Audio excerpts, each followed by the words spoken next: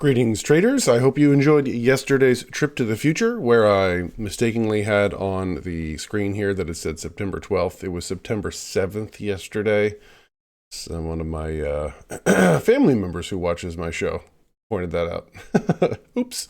But anyway, let's get today's low profit, high probability trade in order, shall we? We're looking at MLCO, which Melco Resorts is what we're looking at over here. It's got an IV rank of 71, a liquidity rank of 4 out of 4, and a weak positive correlation with the SPYs, which I'm going to take a look right now. You can't see me. Well, you can see me, but you can't see them. We're looking at almost a reverse of yesterday's futures. That which was red yesterday is green, and vice versa. So you would look at it and think Team Green is winning. The only thing that's the same is VIX, is volatility. But the major U.S. indices are down, ranging from 0.2 to 0.5% down.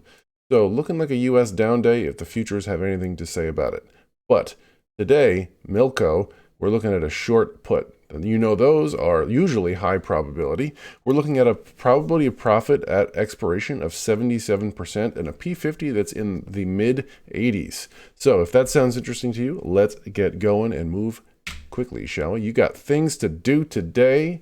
That's what we got going on. All right, on screen, you can see here we're inside of Thinkorswim. My name is Neil, and this is Option Theory. Thank you so much for joining us.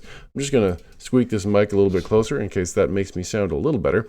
There we are. On screen, you can see the charts here. If you were thinking that every time it hit the bottom band, it would run back up, it didn't always do it. And look at this staircase of just falling knife action here. Wow, okay. But it has definitely bounced back, made a comeback. Now, we've hit the upper band. Is that going to mean we're going to come back down? I mean, we didn't hit the upper band on these other ones. Sort of guess we did, kind of right there.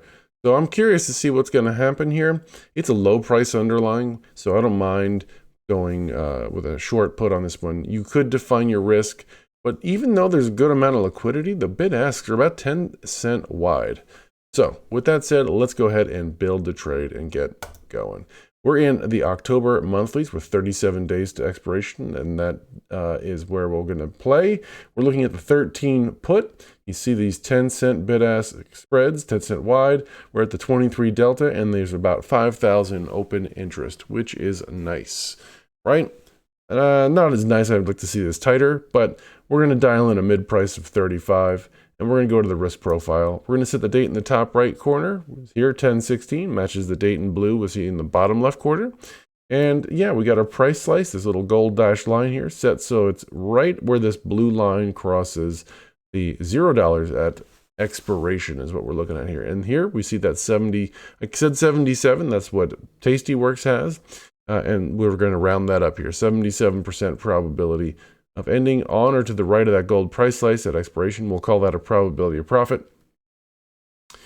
And yeah, that's that. The P50, according to Tastyworks. So you see that I'm not making it up. You'll see it on your screen right here.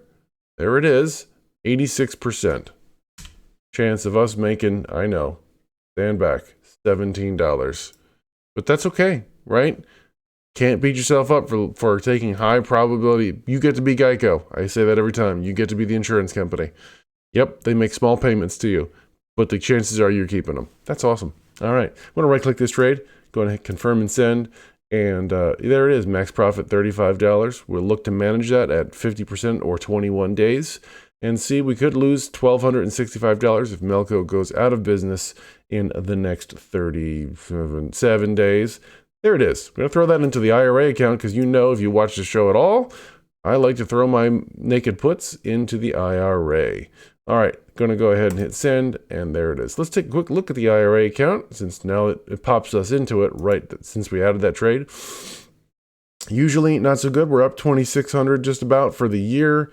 And Carnival Cruise Line is at 64% probability of profit, but that's our broken wing butterfly. And really, it's not, I mean, that's great, $43. If you take a look at that real fast, this is just party bonus here. Risk profile, positions, Carnival Cruise Line. So we're actually over the max profit over here if it continues upwards. So we have no risk to the upside in this trade. And yes, we have some risk to the downside, but it's defined at $67. So I'm okay with letting it, see where it goes. All right, we got how many days to expiration on this one? Let's go back and check. Days to expiration, Carnival Cruise Lines. We're at 16. We're past that 21 days. I'm okay with letting that go and seeing what happens. All right. Yeah, SPY heard us. Gold's just that these are positions we've had for a while, and we're just kind of, when we get the opportunity, reducing our cost basis with those. All right, there we have it. All right, I'm going to go say bye to you guys. Big thumbs up if you made it this far into the video. Thanks so much for watching. I do appreciate when you watch, you subscribe, you share. That's really nice when you share these videos with people you think will like them. These trade ideas, most of them, those that we do on this channel come from Tasty Trade. I just want to give them credit. Down in the description box below, you find a link to go sign up so you can get the same emails from them, not from me. There's no kickbacks, no, I don't get anything from them, not even a high five or any acknowledgement of my existence, but that's okay. They are big fish, right? Okay, even though they don't consider themselves that. Compared to me, they're big. All right, until we see you in our next video, may the market be with you.